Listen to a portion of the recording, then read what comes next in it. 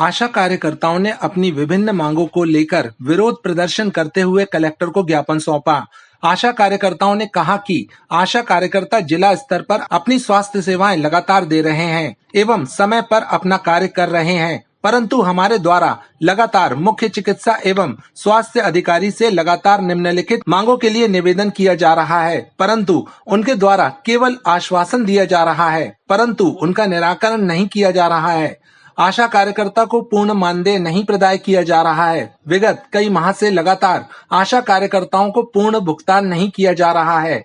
जिला स्तर की आशा कार्यकर्ताओं को माह फरवरी एवं मार्च 2023 का भुगतान नहीं प्रदान किया गया है। जिला स्तर पर शहरी क्षेत्र में एपीएम संदीप नामदेव एवं ग्रामीण क्षेत्र में जिला कम्युनिटी मोबिलाइजर दीपिका साहू द्वारा कभी भी समय पर भुगतान नहीं किया जाता है एवं हमेशा राज्य स्तर से भुगतान न प्राप्त का बहाना बनाकर समय पर भुगतान नहीं किया जाता है, जिससे आशाओं के भुगतान न होने की दशा में उनको बहुत परेशानी हो रही है। अतः उक्त अधिकारियों के विरुद्ध आवश्यक कार्रवाई की जाए।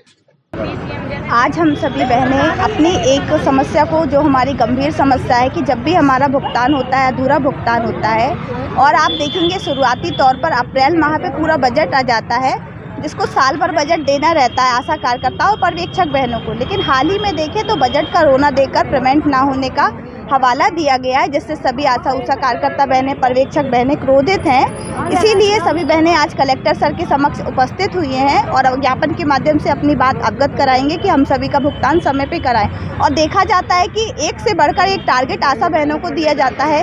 क्षेत्र से कैसे करके हम अपने गर्भवती महिलाओं को लेकर आते, धात्री महिलाओं को लेकर आते, छोटे बच्चों को लेकर आते, लेकिन जैसे ही हम जिला हॉस्पिटल में आते हैं, एल्गिन का देखेंगे आप, अभी हाल ही में 2 दिन पूर्व एक स्टाफ नर्स ने बहुत ही बेकार तरीके से आशा कार्यकर्ता को यूनिफॉर्म में भगाया है। ये इससे पता चलता है कि आशाओं के प्रति सरकार का और अधिकारियों का क्या रवैया है। इसी को जल्द से जल्द कलेक्टर सर इसको अपनी उपस्थिति में लें और उसके समक्ष देखें कि ये जो बहनों के साथ अन्याय हो रहा है, इसे कैसे रोका जाए, और इसे रोकना बहुत आवश्यक है।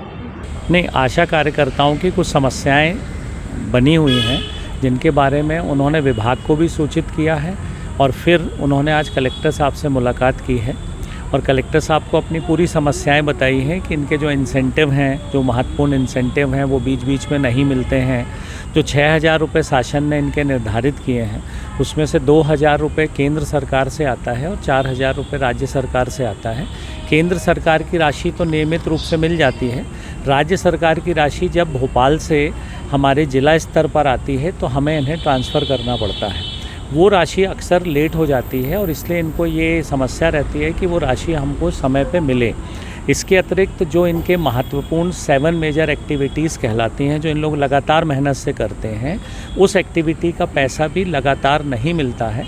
हम लोग एक प्रयास में लगे हैं कि आशाओं को हर महीने जो भी पैसा मिलता है उसकी विस्तृत जानकारी एक शीट के रूप में उन्हें उपलब्ध हो, जिससे ये जान सकें कि किस बात का पैसा उन्हें मिला, किस बात का पैसा, किस एक्टिविटी का पैसा उनको नहीं मिला है।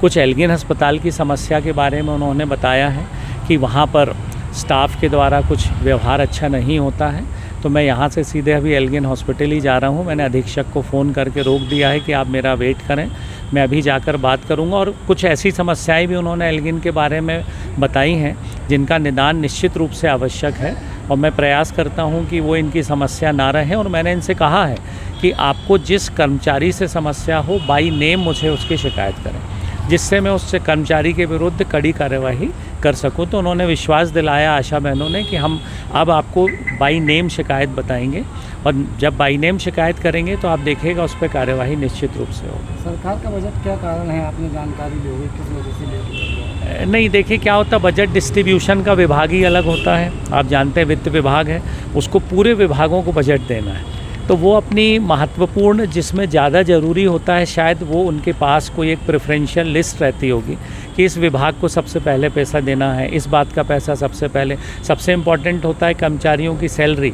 अब चूँकि आशा बहनों को 6,000 रुपये निश्चित कर दिया है, तो मैं भोपाल में यही बात करता हूँ कि जैसे हम लोगों की सैलरी के लिए निर्देश आते हैं कि 1 तारीख को मिल जानी चाहिए, तो इनका जो 6,000 रुपये है वो कम से कम 1 तारीख, 2 तारीख, 3 तारीख तक तो मिल जाए। तो प्रयास हम लोग जारी रखेंगे और मेरी पूरी सहानुभूति आशा बहनों के साथ है, क्योंकि ये हमारे विभाग की रीढ़ की हड्डी हैं, है ना। इनके बिना हम लोग काम नहीं कर पाते हैं, ये सभी लोग जानते हैं। क्या आप भी आयुष्मान योजना के तहत निशुल्क इलाज कराना चाहते हैं? तो सीधे चले आइए शहर के मध्य स्थित मालवीय चौक के पास शीतल छाया अस्पताल, जहां आपको एक ही छत के नीचे मिलेगा संपूर्ण बीमारियों का इलाज। 7 वर्षों से रहा विश्वास का प्रतीक, हजारों बीमार व्यक्तियों का किया सफल इलाज, बोन मैरो बायोप्सी कैंसर का सफल इलाज।